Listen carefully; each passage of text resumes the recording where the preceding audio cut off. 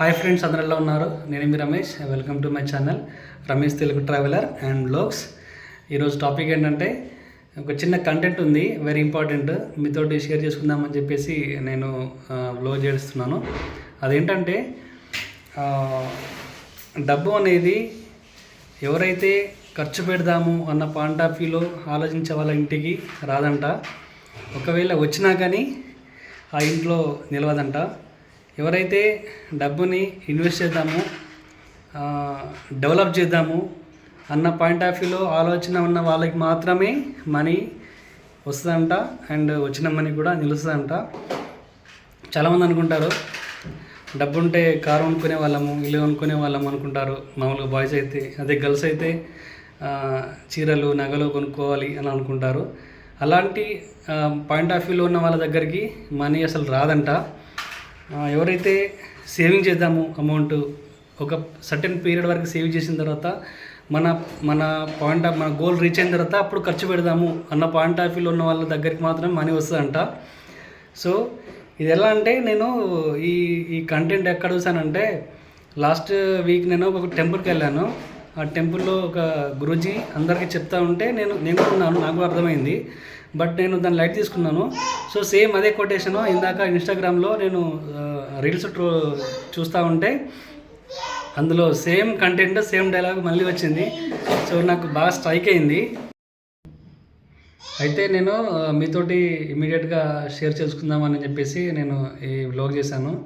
నాకైతే ఈ కంటెంట్ చాలా బాగా నచ్చింది. సో మీరు కూడా ఈ సేమ్ కంటెంట్ని ఫాలో అవ్వండి. మీ దగ్గర డబ్బు ఉంటే సేవ్ చేసుకోండి. సర్టెన్ పీరియడ్ వరకు ఇన్వెస్ట్మెంట్ ప్లాన్లో మాత్రమే, పాయింట్ ఆఫ్ వ్యూలో మాత్రమే ఆలోచించండి. ఖర్చు పెడదాము అన్న పాయింట్ ఆఫ్ వ్యూలో మీరు ఆలోచన పెట్టుకున్నట్టయితే ఇప్పుడు నేను చెప్పిన విధంగా మీ దగ్గర డబ్బు రాదు. ఒకవేళ డబ్బు వచ్చినా మీ దగ్గర నిలవదు. సో నా అడ్వైజ్ ఏంటంటే, డబ్బుని సేవ్ ఎలా చేయాలి, డబ్బుని ఎలా ఇన్వెస్ట్ చేయాలి, డబ్బుని ఎలా దాన్ని కాపాడుకోవాలి అన్న పాయింట్ ఆఫ్ వ్యూలో మాత్రమే ఆలోచించండి. అలా అని చెప్పేసి మన ఇష్టాలని, మన కోరికల్ని చంపుకోవాలని అన్నాను. మినిమంగా మనం ఖర్చు పెట్టుకొని మిగతాదంతా కూడా సేవింగ్ పాయింట్ ఆఫ్ వ్యూలో ఆలోచించండి.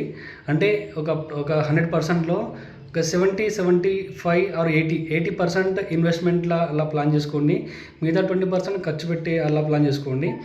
ఈ పాయింట్ ఆఫ్ వ్యూలో ఉన్నట్టయితే ఖచ్చితంగా మీ డబ్బు మీ ఇంటికి వస్తుంది, అండ్ వచ్చిన డబ్బు కూడా మీకు నిలుస్తుంది. ఇంక అలా కాదు, నాకు శాలరీ వచ్చింది కదా, నాకు అది వచ్చింది కదా, ఇది వచ్చింది అని చెప్పేసి అది కొందాం ఇది కొందాం అన్న పాయింట్ ఆఫ్ వ్యూలో ఉన్నట్టయితే ఇప్పుడు నేను చెప్పినట్టుగా డబ్బు నిలవదు, and end of the day మీరు స్ట్రగుల్స్ ఫేస్ చేయాల్సి వస్తుంది అని నాకు అనిపించింది. సో నేను మీకు చెప్పాను.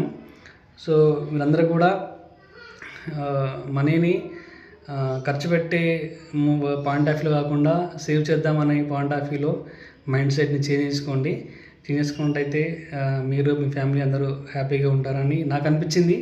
సో మంచి అందరికీ షేర్ చేద్దామన్న పాయింట్ ఆఫ్ వ్యూలో నేను మీతోటి షేర్ చేసుకుంటున్నాను. సో చిన్న రిక్వెస్ట్, ఈ కంటెంట్ మీకు నచ్చినట్టయితే ఒక చిన్న లైక్ ఇవ్వండి. ఇంకా బాగా నచ్చితే షేర్ చేయండి అండ్ సబ్స్క్రైబ్ కూడా చేయండి. And thanks for watching, and thank you so much. Have a nice day.